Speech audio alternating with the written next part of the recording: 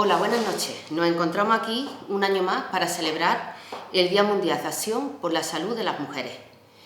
Como siempre, o como todos los años solemos hacer, pues desde la Concejalía de Salud y desde la Concejalía de Igualdad de la Mujer, pues celebramos este día pues con unas diferentes de charlas y unos diferentes actos o actividades. Este año, pues evidentemente no puede ser de la misma manera que todos los años lo hemos venido celebrando. Entonces hemos pensado en hacer unas charlas, unos documentales, todo a través de la televisión local de Marmolejo. Por supuesto no queríamos dejar pasar este día sin conmemorarlo, ya que es muy importante todo lo que se va a tratar, como es la salud de las mujeres. Entonces, por lo tanto, como he dicho, está aquí, me acompaña mi compañera Amparo Lozano, que es la concejala de salud. Este año, evidentemente, no podíamos dejar pasar no la forma, sino el hecho de que hemos tenido de esta pandemia que estamos sufriendo, y entonces todo va enfocado un poco más o menos a hablar sobre el COVID-19, particularmente esta noche, con una charla que nuestra psicóloga del Centro de la Mujer, pues es lo que nos va a hablar de eso, un poco la salud de las mujeres, pero sobre todo psicológica, o también pues el hecho del confinamiento, cómo le ha afectado a este problema, esta lacra que venimos sufriendo durante tantos años de la violencia sobre la mujer. La verdad que afecta bastante en los adolescentes. Entonces tocará un poco todos los temas que tienen que ver con mujer. Y yo espero pues que sea amena y demás, y que le sirva a la gente. Eso será esta noche, ahora se pondrá esa charla, y la semana que viene, a partir del día 1, pues continuaremos con otras charlas en la televisión local, como he dicho, donde va a estar bastante interesante. Va a tocar todos los ámbitos, desde el cáncer de mama, el ictus, las dietas, lo que es también la exposición al sol. En fin, yo pienso que el abanico es bastante amplio y que va a estar bastante interesante para que todas las noches nos sentemos un poquito y veamos de qué se trata. Y ahora pues le doy paso a mi compañera Amparo Lozano, que también os dirá alguna cosa.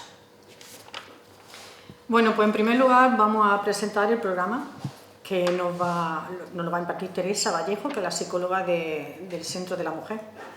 Entonces yo quiero comenzar, Teresa, preguntándote algunas cosillas que creo que son bastante interesantes en el tema del COVID-19. Por ejemplo, primera pregunta que te voy a hacer: ¿qué secuelas psicológicas nos está dejando esta crisis del COVID-19? Esa sería la primera pregunta. Luego también nos gustaría saber cuáles son las emociones más frecuentes que estamos viviendo como consecuencia de esta crisis. Y, por supuesto, también cuáles son los sectores de la población que están viviendo con más intensidad estos efectos psicológicos que nos atañen ahora mismo con esta pandemia. La pandemia de la que estamos siendo protagonistas es un acontecimiento histórico mundial que quedará reflejado en los libros de historia. Nunca antes en nuestro planeta habíamos vivido una crisis global parecida, ni siquiera en las guerras mundiales habían sido vividas de forma directa en todos los países del mundo, como está sucediendo con la pandemia provocada por este pequeño virus llamado SARS-CoV-2. Palabras que en muchos casos desconocidas para la mayoría, como coronavirus, COVID, pandemia, confinamiento, son ya parte de nuestro vocabulario cotidiano. La sociedad del bienestar en la que en muchos países vivimos se ha visto desmoronada en cuestión de días. La libertad de movimiento y de actividad se ha visto bloqueada para millones de personas. La economía personal y global está sufriendo un colapso prácticamente total, y en consecuencia todos estos factores confirman la amplia y comprensible angustia psicológica por el impacto de la pandemia del COVID-19. La pandemia que estamos viviendo, junto a la toxicidad informativa de la que estamos siendo también víctimas, han hecho aflorar una amplia gama de emociones en la mayor parte de la población. El dolor por la pérdida de un ser querido, por las personas que han muerto y siguen muriendo, la pena por no poder despedirnos de nuestros seres queridos, la rabia por no poder actuar de forma proactiva y efectiva a corto plazo para acabar con la amenaza del virus, el miedo a contagiarnos o a contagiar, el miedo a la enfermedad y a sufrir o a morir, el estrés y la tensión provocada por el confinamiento, la sensación de vulnerabilidad e inseguridad que aparecen al tambalearse todos nuestros esquemas, planes y rutinas diarias, la angustia y la frustración por la pérdida de libertad para podernos mover, también la tristeza y la sensación de fracaso de ver cómo esfuerzos realizados durante muchos años para crear un negocio y hacer crecer una actividad profesional se han visto saltando por los aires. También la incertidumbre hacia un futuro en el que de la noche a la mañana se nos presenta totalmente incierto por haber perdido o estar en riesgo de perder los ingresos y nuestros medios de vida. La inseguridad de no saber cómo ni cuándo acabará esto, pues no es lo mismo. Antes hemos estado viviendo también otro tipo de catástrofes, como la del 11M, pero tuvieron un principio y un final. En esta, sin embargo, el principio podemos localizarlo, sin embargo, el final no lo podemos controlar y por tanto eso suma y genera un gran malestar y desasosiego. También la indefensión al creer que en muchos casos, como el que he comentado antes, no podemos hacer nada para cambiar la situación que tenemos, la soledad por el distanciamiento social al que nos estamos enfrentando, el rechazo social y la discriminación que todos podemos sufrir por padecer algún síntoma que despierte sospechas de ser portadores del virus. También el estigma de los que han estado contagiados o en riesgo de estarlo, como el personal que ha estado en primera línea en la lucha contra la pandemia. Todos hemos visto a través de los medios de comunicación imágenes lamentables como la pintada del coche de la médica, en el que ponía rata contagiosa o algo así. También hemos podido ver escenas lamentables desde los balcones de personas rechazando a las personas mayores por ser trasladadas de residencias infectadas a zonas más seguras. Hemos vivido la tensión por la convivencia forzosa durante 24 horas del día con nuestra familia, creando tensiones y retos nuevos para la familia. Hemos sufrido la impotencia por no vernos capaces de controlar nuestras emociones y reacciones. Y también la sobrecarga a la que están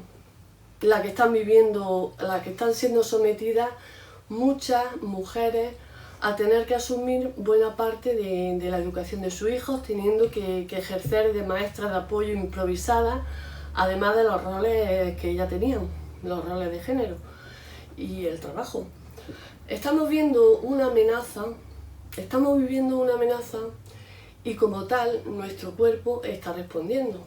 Hemos estado con nuestro sistema nervioso simpático trabajando a tope, en modo supervivencia, con cada noticia, en cada conversación, en cada pregunta de tu hijo en la casa, observando con estupor cada día el aumento de la tasa de contagio hasta alcanzar el famoso pico y viviendo con esperanza la disminución y la estabilización de la famosa curva, con miles de cuestiones en tu cabeza sin resolver y la incertidumbre hacia lo desconocido. Todo esto está dando lugar a un malestar generalizado y estamos experimentando en mayor o menor grado una determinada sintomatología como alteraciones del sueño y la alimentación, apatía, ansiedad, falta de concentración, sentimiento de pérdida de control, distanciamiento afectivo, cambios de humor, miedo, inseguridades, angustia y muchas otras emociones que nos hacen tremendamente vulnerables. Aunque todos los grupos de población estamos sufriendo las consecuencias de esta pandemia, el mayor peso de esta situación está recayendo una vez más, como viene siendo testigo la historia, en las mujeres.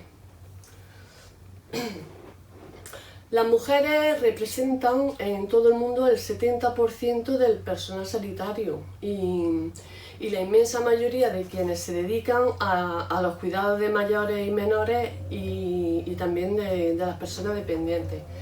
Sea de forma remunerada o no, son mujeres. Mujeres también son las víctimas de lo que la Organización Mundial de la Salud ha denominado ya como la otra pandemia, es decir, las víctimas de la violencia de género. Esto sitúa a las mujeres que están en primera línea no solo al riesgo mayor de contagio y a enfrentarse a las consecuencias más duras de la pandemia y al trabajo para superarla, sino también al riesgo de sufrir la doble victimización que están sufriendo las mujeres víctimas de violencia de género. Estas afirmaciones no me las estoy inventando yo, están avaladas por los datos recopilados por el informe del Instituto de la Mujer.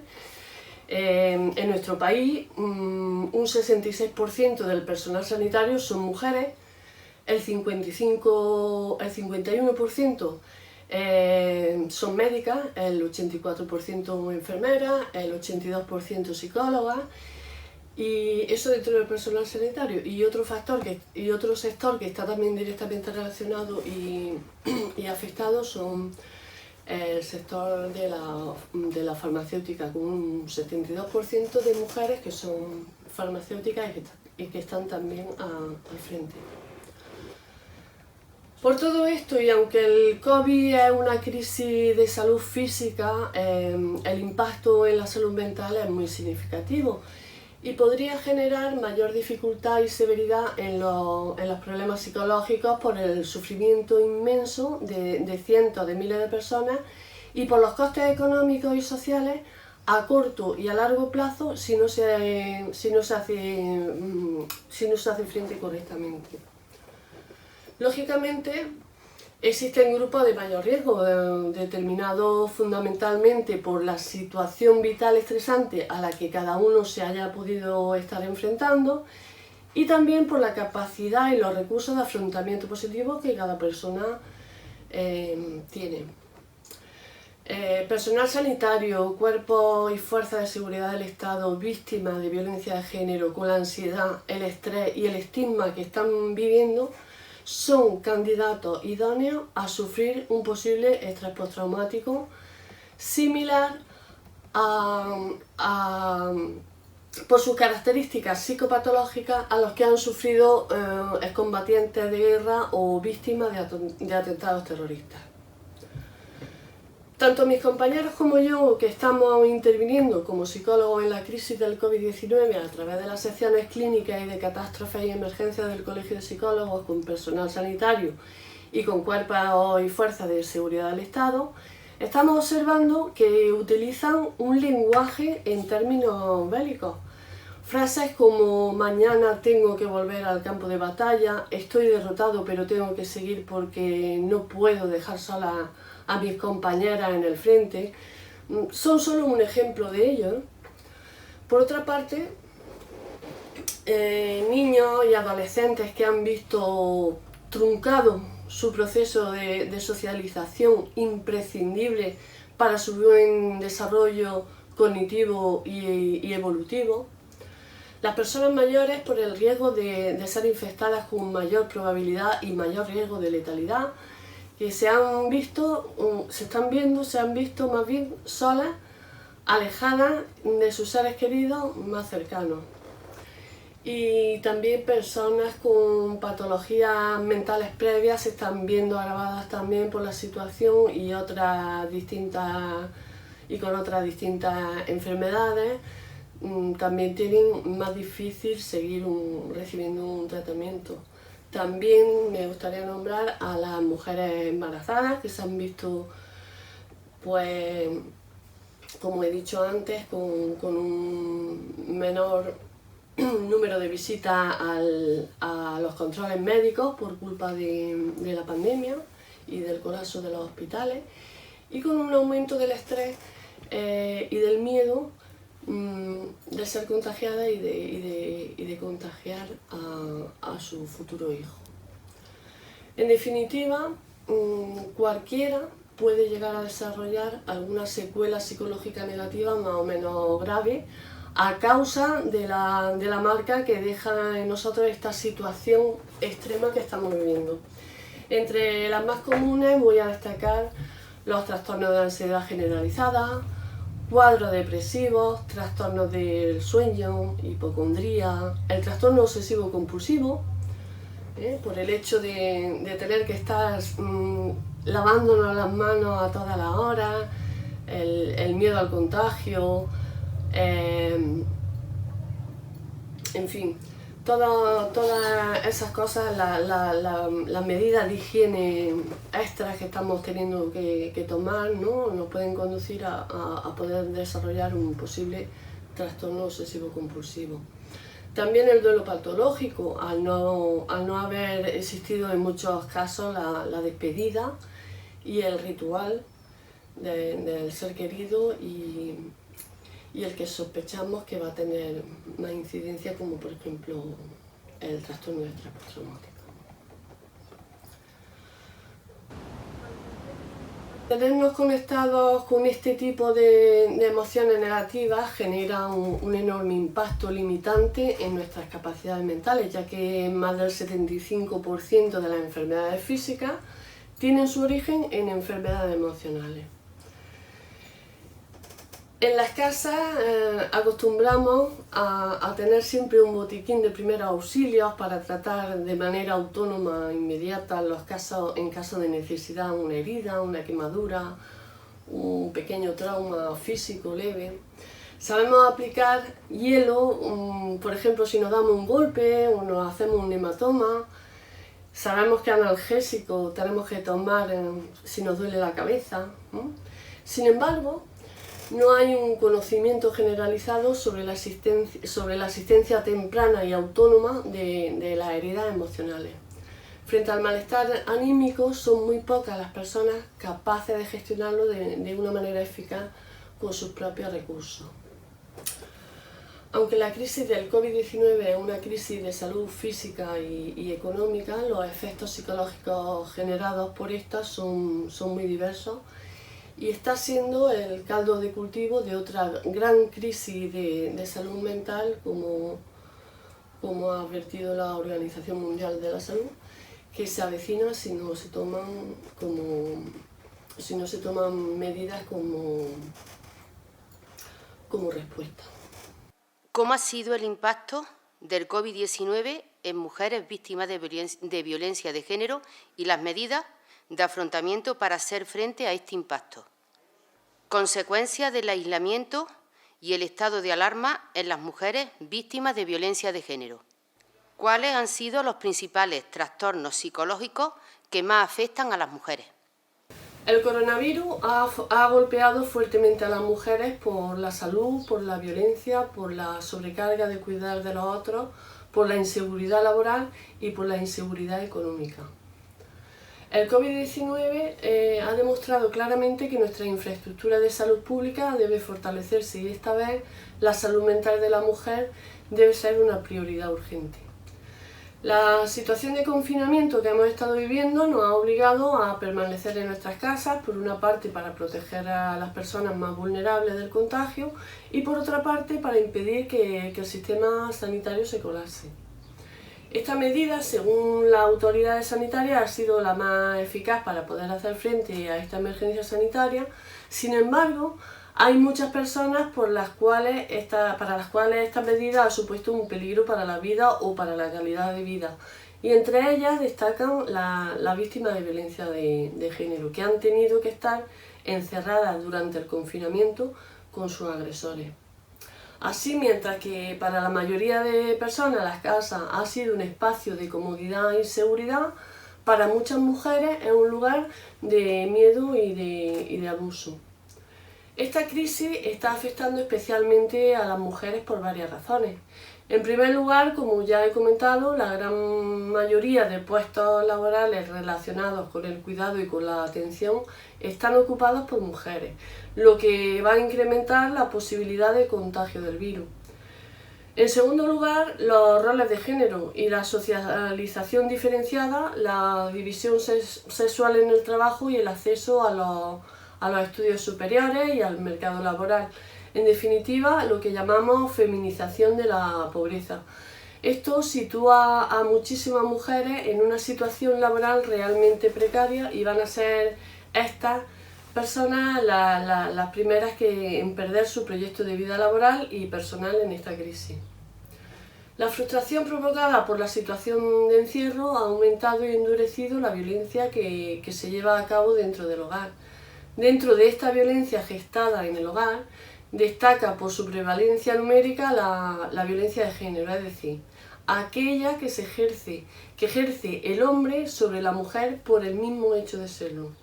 Esta violencia que se ejerce dentro de las cuatro paredes, lejos de la mirada de la gente, si ya es grave y preocupante en condiciones normales, en época de aislamiento se ha visto mucho más agravada, pues si bien la víctima está socialmente aislada, ahora lo está con la presencia constante del agresor, que es un agresor frustrado, impulsivo y sin saber gestionar los conflictos si no es por medio de la violencia.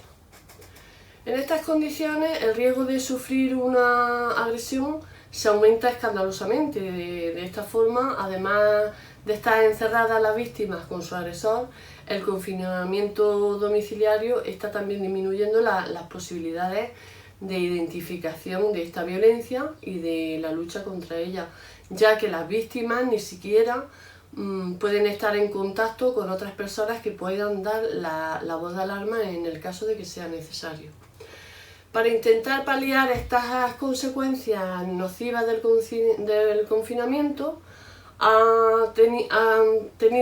que el confinamiento ha tenido sobre las mujeres, el Gobierno y el Ministerio de Igualdad, concretamente a través del Real Decreto 463/2020, si no recuerdo mal, ha creado un plan de contingencia contra la violencia de género, donde han incluido una serie de medidas excepcionales y adaptadas a la nueva situación.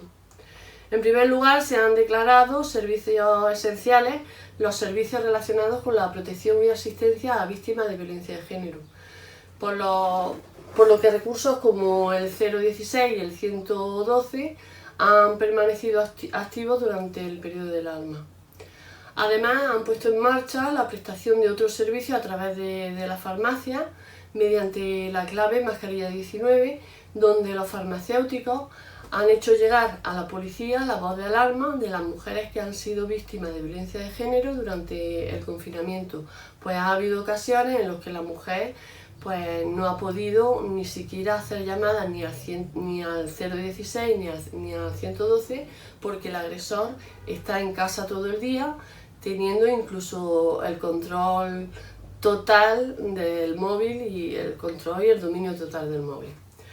También se ha puesto en marcha un servicio de apoyo emocional y psicológico vía chat por mensajería instantánea, a las que las víctimas se pueden dirigir en caso de que sea necesario.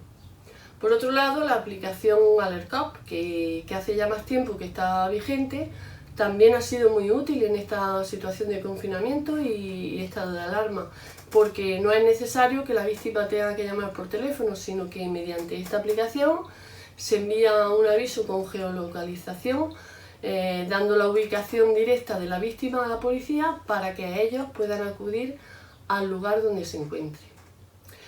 Los juzgados de violencia de género han estado vigentes para así seguir dictando las órdenes de protección que sean necesarias, así como cualquier otra medida cautelar de protección tanto a la mujer como a los menores que se encuentran con ella. Todas estas medidas han sido implantadas con motivo de la situación de alarma. Sin embargo, no podemos olvidar que el aislamiento es una de las herramientas básicas con las que cuenta el maltratador para mantener su posición de dominio y poder sobre la víctima. Por lo que podéis imaginar que el aislamiento que hemos sufrido toda la población ahora es desgraciadamente el día a día de muchas mujeres víctimas de violencia de género, por lo que todas estas herramientas y protocolos deberían de mantenerse con el tiempo. El confinamiento ha tenido unas consecuencias muy graves para la víctima, pero tenemos que ser conscientes de que estas consecuencias no van a desaparecer con la eliminación del estado de alarma. Por lo tanto, la única solución posible y realmente eficaz para la erradicación de la violencia de género es atacar al problema desde la raíz. Esto es, al patriarcado y a la sociedad patriarcal que se nutre del mismo, educando a las nuevas generaciones en igualdad y poniendo en valor los buenos tratos dentro de las relaciones afectivas interpersonales. El objetivo principal del agresor es aislar a la víctima para ejercer el control y el poder sobre ella. Y en esta situación pues lo ha tenido muy fácil, no tiene que esforzarse porque la propia situación se lo ha dado. Y además el agresor ha tenido una sensación de impunidad y no se ha visto amenazado su posición de superioridad porque lo tiene todo controlado. Nadie puede entrar ni salir de su casa, cosa que lo envalentona todavía más. Cuando el agresor percibe que está perdiendo el control y ve amenazada su condición de superioridad, es cuando realmente se vuelve violento. Las peticiones de ayuda a los servicios de asistencia a víctimas de violencia de género, que incluyen la llamada y consulta online al 016 y servicio de WhatsApp, se han elevado hasta 18.700 desde el inicio del confinamiento. Todo esto supone un aumento del 61,56%, creo, si no recuerdo mal, al haber registrado unos 7.125 peticiones más respecto del año anterior. A lo que hay que añadir que las visitas a las páginas web y recursos contra violencia de género han aumentado un 586% solamente durante el mes de abril. Una de las dificultades de la cuarentena es que las mujeres que ya tenían un empleo de pronto lo pierden, dejándolas en una situación de indefensión y de vulnerabilidad ante la violencia de género, obligándolas en muchos casos a permanecer con su agresor y seguir silenciando el maltrato, ya que además de eso es visto con desaprobación social en el mejor de los casos y con abuso social en otros. La falta de apoyo social y emocional a la que están acostumbradas puede tener consecuencias a corto y a largo plazo en su salud mental. Es de destacar que el riesgo de trastorno por estrés postraumático después de la exposición al trauma es 2 veces mayor en las mujeres y una de las patologías más asociadas a las víctimas de violencia de género.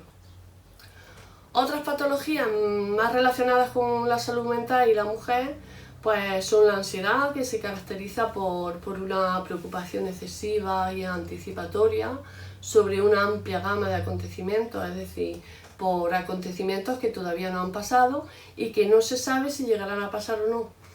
Este estado de constante preocupación le resulta difícil de controlar y se manifiesta con síntomas como inquietud o impaciencia, cansancio, dificultad para respirar, sensación de mareo, dificultad de concentración, irritabilidad, tensión muscular y alteraciones del sueño que pueden ir desde la dificultad para conciliar el sueño o mantener el sueño hasta la sensación de que al despertarse el sueño no ha sido reparado, por lo que permanecen estando cansadas. Otra patología asociada es la depresión, que es una enfermedad que altera de forma intensa los sentimientos y los pensamientos. Esta forma más frecuente de manifestarse es mediante la disminución del interés por el placer, sentimientos de tristeza, vacío, llanto, pérdida de peso o cambios en el apetito, bien sea por disminución o por aumento, insomnio o hipersomnia, agitación o enlentecimiento psicomotor, fatiga o pérdida de energía, sentimientos de inutilidad o de culpa, dificultad para pensar, concentrarse y tomar decisiones, pensamientos recurrentes de muerte y pérdida de interés en actividades pues, que antes les resultaban placenteras. Otro es el estrés. El estrés es otra patología asociada a la mujer y también al confinamiento y al estado de alarma. El estrés es una palabra que viene del inglés y que significa tensión. Es una reacción fisiológica del organismo en el que entran en juego diversos mecanismos de defensa para afrontar una situación que se percibe como amenazante o de demanda incrementada. El estrés es una respuesta natural y necesaria para la supervivencia. Pero cuando esta respuesta natural se da en exceso, se produce una sobrecarga de tensión que repercute en el organismo y provoca la aparición de enfermedades y anomalías patológicas que impiden el normal desarrollo y funcionamiento del cuerpo humano. Algunos ejemplos son los olvidos, las alteraciones del ánimo, nerviosismo, falta de concentración y cambios hormonales importantes en las mujeres. Podemos enfrentarnos a distintos tipos de acontecimientos estresantes. Unos son los estresores únicos, que hacen referencia a desastres de grandes proporciones que afectan a todo el planeta o parte de él y es producido por un fenómeno natural o una pandemia, que es el caso que estamos viviendo, y que produce cambios drásticos en las condiciones de vida y que habitualmente afectan a un gran número de personas. Este es el tipo de estrés, en mayor medida, lo estamos sufriendo todos. Otro tipo de estrés, de estresor, son los estresores múltiples que afectan solo a una persona o un grupo pequeño de personas y se corresponden con cambios significativos y de trascendencia vital para las personas. Este tipo de estrés lo están sufriendo personas que están sufriendo la pandemia y que además se han visto afectadas por algún acontecimiento importante derivado de ella, como puede ser la pérdida de un ser querido, la pérdida de un empleo o de un proyecto vital. Y luego están los estresores cotidianos, que se refieren al cúmulo de molestias, imprevistos y alteraciones en las pequeñas rutinas cotidianas, es decir, los pequeños fastidios diarios, que son menos impactantes en sí mismos, pero que son más duraderos a lo largo del tiempo.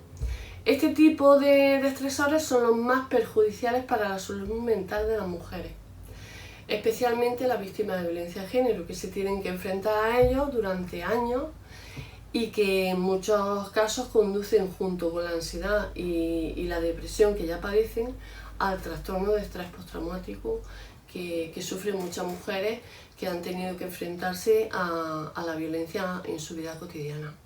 ¿Cuál ha sido los mayores riesgos en adolescentes durante el confinamiento y sus consecuencias a nivel psicológico? Los adolescentes han sido los grandes olvidados en esta crisis y están sufriendo mucho, por lo que tienen un malestar emocional muy importante. La adolescencia es un cambio biológico, psicológico y sociológico del desarrollo y crecimiento de todas las personas y viene a describir el momento que señala el final de la niñez y anuncia la edad adulta. Se trata de una transición a todos los niveles. A niveles físicos, que todos ya conocemos, también comienza la adquisición de la propia identidad sexual, lo que es especialmente sensible en esta etapa y también se ha visto truncado. También los cambios hormonales que provocan que aparezcan nuevas sensaciones y emociones y sentimientos de alta intensidad y variabilidad. Además de los cambios corporales y hormonales que se producen en esta etapa del desarrollo, hay que añadir los cambios psíquicos en los que se produce un desarrollo cualitativo de la inteligencia y el pleno proceso de formación de la personalidad en el que hacen oposición al adulto como forma sana y como forma normal de definirse lo que puede generar tensiones, más aún en una situación tan extrema como la actual. Otro de los cambios más importantes que se producen en esta etapa son los cambios en las relaciones sociales y es justamente en este contexto de la privación y distanciamiento de las redes sociales, de las relaciones sociales, donde más repercusión a nivel psicológico están sufriendo los adolescentes. La adolescencia es una etapa del desarrollo de la persona que se hace en grupo, es decir, una etapa muy influenciada por el grupo de iguales. Los amigos y amigas toman una gran importancia en la vida de los adolescentes. La opinión de sus amigos y amigas, su aceptación, los juicios que les den, los consejos que reciben, tienen una enorme importancia. Al ganar importancia los amigos, los padres y madres lógicamente la pierden. Lo que dicen ya no es siempre tenido en cuenta. Las opiniones, indicaciones y deseos de los adultos de la familia tienen que competir con las de los amigos y amigas, convirtiéndose esta etapa para ellos en una prueba de paciencia, templanza y comunicación, ya que descubren nuevos hábitos, nuevas formas de divertirse, nuevas formas de entender la vida y una nueva manera de percibir el mundo. Por lo tanto, la adolescencia es un momento de transición entre la niñez y la edad adulta, en la que la principal tarea del adolescente es encontrar su propia identidad y adquirir autonomía. Para conseguirlo, los adolescentes tienen que empezar a separarse de las figuras paternas, tarea que no siempre es fácil, ya que vive en un conflicto interno permanente entre la fuerte dependencia que aún tiene de sus padres y el deseo y la necesidad de independizarse de ellos. Esta lucha interna se expresa a menudo en forma de peleas y en forma de conflictos, especialmente con los padres, ya que constituyen para el adolescente ese pilar que tanto necesitan, pero del que desean desprenderse, y es al mismo tiempo una fuente de seguridad y a su vez de rechazo. Además, en esta etapa evolutiva también empieza la adquisición de la propia identidad sexual. Aparecen los primeros enamoramientos y aparecen las primeras parejas, lo que es especialmente sensible en esta etapa y también se ha visto saltando por el aire por culpa del distanciamiento social. Las relaciones con los iguales, que es el que más se ha visto afectado en relación a la pandemia, el hecho de no poder quedar con sus amigos, que son los principales puntales de la adolescencia, le ha generado muchísimo malestar.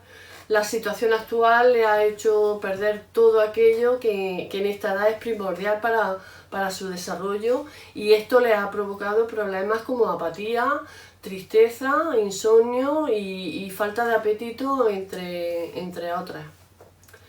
Al principio de la pandemia pues se tomaron esto como unas vacaciones, pero a medida que fueron pasando los días la cosa cambió y cambió mucho, y este tiempo de confinamiento pues le ha pasado factura. Para uno, esta situación de incertidumbre y desconcierto por el hecho de no saber qué pasará con el curso, sobre todo los de segundo de bachillerato, por la selectividad y porque se juegan su futuro, le ha generado mucha ansiedad y mucha frustración. Para otros, el hecho de no tener instituto, ni rutina, ni certeza de si el curso va a continuar o no, puede ser un motivo de desconexión del mismo, posponiendo y haciendo caso omiso de las tareas de sus tutores. Otros, ante la soledad, el aburrimiento y la apatía, para hacer frente a todos estos factores de estrés han recurrido a diferentes formas negativas de afrontar la situación, optando aún más, si cabe, por encerrarse en sí mismos, estando expuestos solo a pantalla y haciendo un uso mucho mayor de la conexión a internet y a comportamientos potencialmente adictivos y perjudiciales para ellos. Los adolescentes son nativos digitales. Las tecnologías tienen muchos beneficios y desde los más pequeños hasta los más mayores hemos podido ver su enorme utilidad en estos días en los que nos han mantenido unidos a pesar del distanciamiento, pues con familiares y con amigos. Han conectado a familiares con enfermos que estaban solos en los hospitales, siendo este el único modo de poder comunicarse. Han conectado a profesores que han podido comunicarse, supervisar y continuar el curso con sus alumnos y un largo etcétera. Sin embargo, también tienen riesgos que voy a intentar de resumir. Uno de los más importantes y preocupantes son el aumento de juegos adictivos y juegos en línea que se han visto incrementados por los adolescentes durante el confinamiento, pudiendo desembocar en graves problemas de tipo social, de tipo escolar y de tipo económico que engloba lo que es el juego patológico. En que los adolescentes son los más vulnerables en las redes sociales, existiendo también grandes riesgos asociados al modelo patriarcal. Durante el confinamiento también se está produciendo un aumento de pornografía en esta etapa evolutiva del desarrollo, en el que, como he dicho antes, se forma la estructura de su identidad sexual y de su personalidad, y lo que visualizan es lo que aprenden y por consiguiente la forma que luego tienen de relacionarse con su entorno. El contenido que ofrece la pornografía y que está al alcance de ellos es un contenido donde el sexo es violencia, puesto que se manifiesta el modelo de sometimiento de la mujer.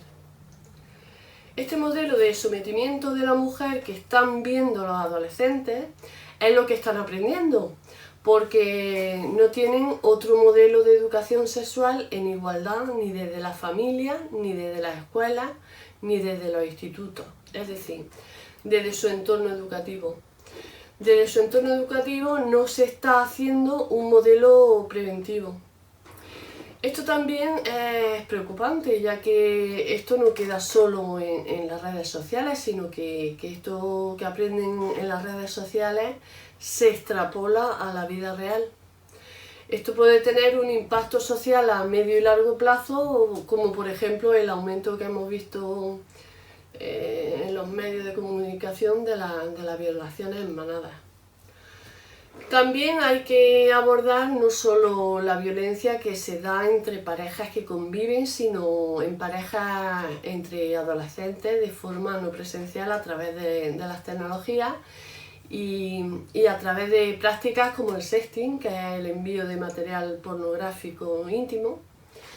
En este sentido podemos plantearnos qué pasará con ese material acumulado, puesto que ahora saben que tienen todo bajo control durante el confinamiento y luego empezarán los celos, empezarán las rupturas de pareja y ello conllevará una doble victimización, puesto que si este material es difundido no solo serán víctimas de su pareja o expareja, sino también víctimas de bullying y ciberbullying. En estos casos no solo son víctimas de su pareja o expareja, sino de sus propias compañeras, pues estas mismas las humillan, las menosprecian y esto conlleva serios y graves problemas como puede ser el suicidio. Hay que tener en cuenta que la primera causa de muerte en la adolescencia es por culpa del suicidio.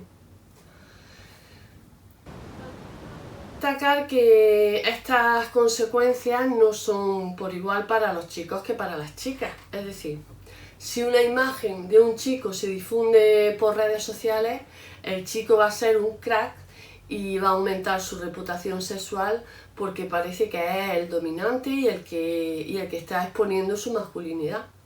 En cambio, para las chicas sí que será una humillación porque no se acercará al rol femenino y por tanto aquí la desigualdad será mucho más lesiva debido a la desigualdad de género y al modelo patriarcal en las chicas que en los chicos. Y también otro aspecto a destacar es la sextorsión. Imaginar lo difícil que puede ser para una chica adolescente denunciar o comunicar a sus progenitores que ha enviado contenido de este tipo y está siendo chantajeada con una imagen íntima suya. En estos casos no saben cómo escapar de esta situación y es una vía que tenemos que tener en cuenta para preparar a las familias y también a las escuelas de cómo abordar este tipo de situaciones. Lo más importante es educar en igualdad y prevenir estas situaciones que no solo impactan a las mujeres, sino a las adolescentes. No ponernos piedras en el camino como mujeres, es decir, parar este tipo de difusión también está en nuestras manos como mujeres y aumentar la sororidad entre nosotras, que al final es la que nos va a permitir acabar con este y con otros tipos de violencia hacia las mujeres. En resumen, las principales fuentes de angustia entre adolescentes durante esta situación excepcional son principalmente la soledad, la apatía y frustración propias de la edad y que pueden precipitar conductas de riesgo como las que he mencionado, a las que se suman pues, las preocupaciones sobre la salud y la economía de su familia, cierres de las escuelas y universidades, pérdida de la rutina, incertidumbre por el futuro y la pérdida de conexión social. Por otra parte, adolescentes, hijos de sanitarios, también han sufrido estigma, mucha ansiedad y miedo a que sus padres se contagien y los que hayan perdido algún familiar y no estén en condiciones de poder elaborar el duelo. Por tanto, aunque la adolescencia, al igual que los niños, tiene mucha capacidad de adaptación, la situación que estamos viviendo requiere mucha más atención hacia ellos, ya que debido a su edad, su malestar no está siendo convenientemente tenido en cuenta, ni abordado, ni canalizado. Bueno, ¿cómo afecta el COVID-19 a la salud mental de las personas mayores? Si todos hemos experimentado diferentes y variadas emociones, las personas mayores han sufrido con mayor intensidad y justificación el miedo, la ansiedad, el aburrimiento y la soledad. Muchas de las personas mayores han permanecido atrapadas de forma más aislada que nosotros. Primero por precaución ante la amenaza real de ser más susceptibles de contagiarse y enfermarse gravemente por el virus. Y segundo, porque no han tenido los medios ni los conocimientos en nuevas tecnologías para comunicarse mediante videollamadas con sus familiares y amigos, por lo que han carecido de interacción social en mayor medida que nosotros. Además de esto, la movilidad propia de su edad les ha impedido realizar actividades de tipo físico dentro de sus casas, así como salir a realizar actividades básicas como comprar o ir al médico. El aislamiento social y la falta de estímulos que han tenido muchas personas mayores ha provocado en ellos una disminución de la estimulación cognitiva e intelectual, pudiendo causar en ellos manifestaciones neurológicas, incluyendo dolor de cabeza, deterioro del sentido del olfato y del gusto, así como agitación y algún tipo de delirio también en muchos casos. A todo esto hay que añadir la sobreinformación a la que se han visto expuestos por los medios de comunicación, además de las cifras y las imágenes que han podido observar a través de la televisión. Recuerdo que una mujer mayor me decía con gracia pero con miedo, es que se ha metido el coronavirus hasta en el Juan y Medio, da igual el canal que ponga y que ahí está el bicho. Entonces todo esto ha aumentado el miedo considerablemente entre las personas de edad avanzada que debido a sus limitaciones físicas, tecnológicas, neurológicas y cognitivas no han tenido otra forma de combatir la soledad y el aburrimiento que con la tele. En las últimas etapas de su vida se han encontrado frente a una crisis de salud mundial como también ante una crisis de miedo y de ansiedad que mantiene su sistema nervioso en un estado de alerta permanente, anticipando pensamientos que son percibidos por ellos como muy amenazantes. Bueno, pues Teresa, como siempre, genial, no nos ha defraudado. Espero que hayan disfrutado con la charla que nos ha dado la psicóloga del Centro de la Mujer. Y no quiero despedirme sin antes recordarles que de la semana que viene, desde el lunes hasta el viernes, en la televisión local de Marmolejo habrá charlas todas relacionadas con la salud. Son charlas que ya se han visto anteriormente, pero la verdad que van a estar muy interesantes y espero que las vean todas. Buenas noches.